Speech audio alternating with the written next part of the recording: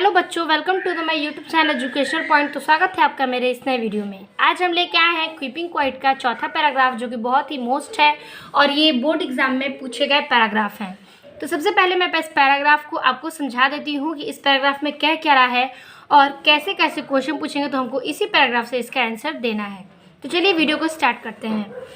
तो पहले मैं रीड कर रही हूँ कि those who prepare green war with gas, war with fire, victory with no survivors, would put on clean clothes and walk about with their brothers in the shade doing nothing। तो इसका अर्थ क्या निकलता है? तो देखिए, those who prepare green war, जो हरित युद्ध, गैसों के युद्ध, ठीक है, जो हरित युद्ध, और वॉर विथ गैस के युद्ध, हरे युद्ध और गैसों के युद्ध, और वार विथ फायर यानी कि आग के युद्ध।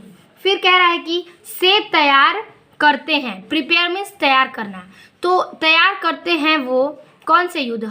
हरे युद्ध, गैस के युद्ध और आग के युद्ध को। फिर कह रहा है विक्टोरी विथ नो सर्वाइवर्स, बिना किसी जीवित बचे, ठीक है, बिना किसी के जीवित बचे। Would put on clean cloth and walk about with their brothers in the shed doing nothing. Would put on clean cloth कह रहा है कि साफ कपड़े पहनेंगे, ठीक है। व्यक्ति की जीत तो यहाँ पे हो गई कि बिना किसी जीवित व्यक्ति के जीत के, कह रहा है कि साफ कपड़े पहनेंगे और अपने भाइयों के साथ छाया के बिना कुछ किए फिरते हैं। मतलब अपने भाइयों के साथ वह छाया के बिना कुछ किए ही फिरते रहते हैं। इस पैराग्राफ का यही आपका अर्थ है कि युद्ध के बारे में ये बोला जा रहा है और वो अपने भाइयों के छाया के एकदम क्या है, आसपास फिरते रहते हैं, ठीक है। अब हम देखेंगे इसके क्वेश्चंस। तो इसमें आपके कुल 3 क्वेश्चंस हैं। तो चलिए मैं तीनों क्वेश्चंस के आंसर आपको बता देती हूँ। कह रहा है कि what type of wars are prepared by the persons.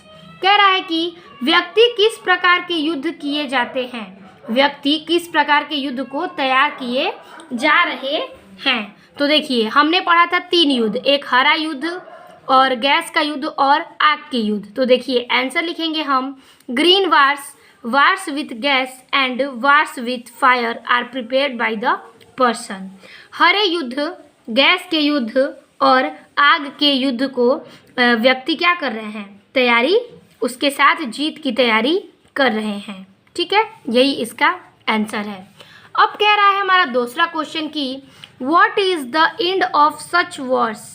कह रहा है क्या होता है ऐसे युद्ध का अंत, मतलब ऐसे युद्ध के अंत में क्या होता है। तो देखिए आंसर है इन सच वॉर, ऐसे युद्ध के there seems the victory without any survivors. कह रहा है कि ऐसे युद्ध में जीत तो दिख रही है लेकिन कोई भी जीवित बचे बिना। इसमें जीत तो है लेकिन कोई भी जीवित इसमें नहीं है, यही युद्ध का अंत इसका होता है, ठीक है। तो यही कह रहा है इसमें कि in such war there seems the victory but without any survivors, ठीक है। अब हम देखेंगे अपना थर्ड क्वेश्चन। क्वेश्चन नंबर 3 कह रहा है कि what would such persons do after keeping quite. ऐसे व्यक्ति चुप रहने के बाद क्या करेंगे, ठीक है, ऐसे व्यक्ति चुप रहने के बाद क्या करेंगे। तो देखिए आंसर है after keeping quite such person would put on clean clothes and walk about with their brother in the shed doing nothing.